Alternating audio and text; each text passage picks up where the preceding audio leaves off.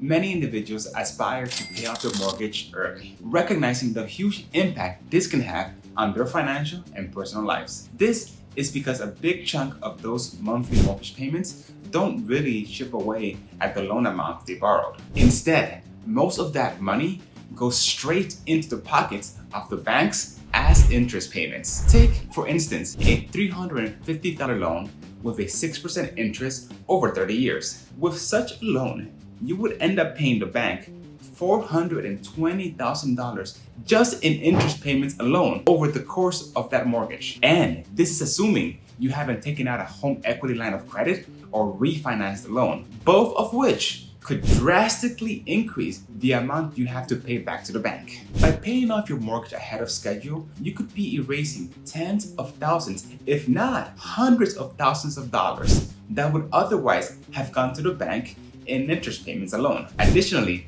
this would help you eliminate yet another monthly bill. For many, this newfound financial freedom could be the very difference between being able to retire or not. This is why today I will guide you through 10 strategies that can help assist you in paying off your mortgage within the next 5 years. First up, the bi-weekly payment strategy. Perhaps you've come across this concept before, but you might not understand the full impact it can have. Let me explain. Typically, you make one monthly mortgage payment each month, which results in 12 payments annually.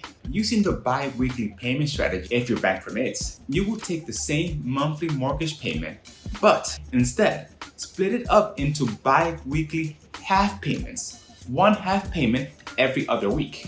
And what will happen is that you'll end up making 26 half payments in the course of the year, which comes out to equal 15 full payments by the end of the year.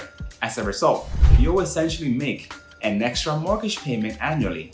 The great part of this approach is that due to the bi-weekly payment structure, your monthly expenses won't see a drastic change. But I know you might be wondering, what significant difference can just one extra payment per year actually make? The impact is substantial. For instance, with a $350,000 loan at a 6% interest over 30 years, by switching to a bi-weekly payment structure versus the traditional monthly payment structure, you could pay off your mortgage 4 years ahead of schedule and end up saving over $50,000 in interest payments alone. If the bi-weekly strategy is not for you, don't worry. Here is strategy number 2. Strategy number 2, which I personally prefer, involves keeping your monthly payments constant and easier to manage while still making additional payments towards the principal. This is how it works. First, you'll want to take 1 month's mortgage payment and divide that by 12. Then, you'll take that amount and add it to your 12 monthly mortgage payments each year. This will produce a consistent monthly payment with an added principal amount that for many might be easier to manage mentally compared to the bi-weekly option. Here's an example of how this will look like. Let's jump back to our $350 mortgage example. Under this scenario, a monthly payment for the loan would be approximately $2,070 per month. Divided by 12, this amount would be around $172 per month. If you were to add this $172 per month to each monthly payment of $2,070, you would end up with a new monthly total of $2,240 per month, which would effectively make it so that you made an extra mortgage payment each year without having to do much about it. But why stop at just one extra payment? If you increase the additional monthly payment from $172 to $240 per month, you could save over $70,000 in interest payments over the life of the loan and pay off your mortgage 5 years and 6 months faster. Now, if you're really ambitious and manage the equivalent of 1 extra mortgage payments per quarter, you could save over $150,000 in interest payments and pay off your mortgage a remarkable 11 years and 5 months sooner. The flexibility of this strategy is what I personally love about it, as you can adjust these additional payments according to your own circumstances. That said, before we move forward to strategy number 3, let's note that while paying off your mortgage early might be a priority, certain scenarios, such as having high interest debts or not having an emergency fund, should be addressed before focusing solely on mortgage payoff if you are to maximize your financial well-being. Similarly, taking out employer match 401ks or dealing with high priority expenses need to be taken care of first. Now, back to our list. Strategy number 3 is avoiding taking out a high mortgage loan. It's crucial not to rush into taking out a high mortgage just because the bank says you qualify for it. Consider whether paying off your mortgage and living debt-free is a higher priority than having a larger home, a spacious yard, or a 2-car garage. For some, it may not be, and that's perfectly okay. If you're nearing retirement age, think about downsizing to reduce your mortgage debt. Can you transition from a detached home to a more affordable townhome or perhaps a condo? Is moving to a different area with a lower housing cost or to a different state with lower taxes an option? Redirecting the savings from these choices plus your mortgage can help you achieve your goal of living debt-free. Strategy number 4 is to make a one-time payment towards your mortgage principal. Suppose you come into some extra money, like a tax refund, an inheritance, or perhaps a work bonus. By channeling these unexpected funds directly into your mortgage principal, you can substantially reduce the interest you'll pay over the life of the loan. For instance, imagine making a $20,000 one-time principal payment on your mortgage. In our example of a $350,000 loan, this one move alone could save you over $40,000. It's like a financial leap forward on your journey to debt-free homeownership. Do this regularly each time you get your tax returns or other windfalls, and you'll be debt-free before you know it. Moving on to number 5. Increasing your income is a vital step, whether it's through career advancement, side hustles, or capitalizing on your property's income potential. This approach can significantly expedite your mortgage payoff. Let's dive into each one. As you work longer with your employer, you'll likely receive raises. The important part is to keep your living expenses steady as you get these raises and allocate that additional income towards your mortgage payoff. Additionally, something that I personally did and that you can do as well is, while keeping your expenses steady, you can explore ways to earn extra income from your property, like renting out a room, utilizing websites like Airbnb, and then using that money to pay off your mortgage faster. Side hustles, whether through platforms like Etsy, Fiverr, or Upwork, or even driving for services like Uber and Lyft, can also help boost your income significantly. The core of this strategy, as you can tell, is simple.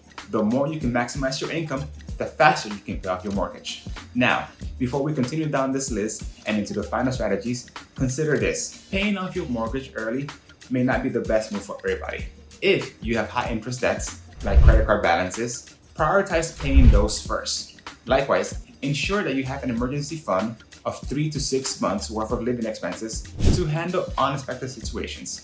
Let's keep going. Reducing your expenses is strategy number 6. Every dollar saved can be redirected to your mortgage principal, significantly impacting your debt reduction without a significant impact on your quality of life. Analyze your monthly expenditures carefully and consider things like, could you downgrade your internet speed slightly to save some money? Could you buy in bulk from places like Costco or BJ's to reduce your monthly expenses? Can you cut down on streaming services or tech upgrades? Consider these options and more, but always evaluate whether an expense is more critical than advancing your mortgage payoff. Be cautious. Go to the extreme on this strategy, you may find it hard to keep it going and may regress. Find the balance that is right for you and stick with it. Maximizing credit card rewards is strategy number 7. While credit cards can be risky, not utilizing the rewards effectively means that you are subsidizing those who do. Cards offering up to 5% cash back on groceries, gas, and other purchases can contribute to your mortgage payment if you're disciplined. Whenever you redeem rewards, allocate an equivalent sum towards your principal and chip away at your debt. By converting regular expenses into mortgage payments, you could channel thousands of additional dollars annually to your principal balance, ultimately saving on interest and advancing your mortgage payoff. Strategy number 8 revolves around budgeting. Similar to dieting, tracking your expenses enhances awareness. Budgeting is a game changer when it comes to financial discipline. Tracking your monthly expenses can provide invaluable insights into your spending habits and help you identify areas where you can cut back without sacrificing your quality of life. Treat it like a game and set achievable budgeting goals, and consider rewarding yourself with additional principal payments whenever you meet those goals.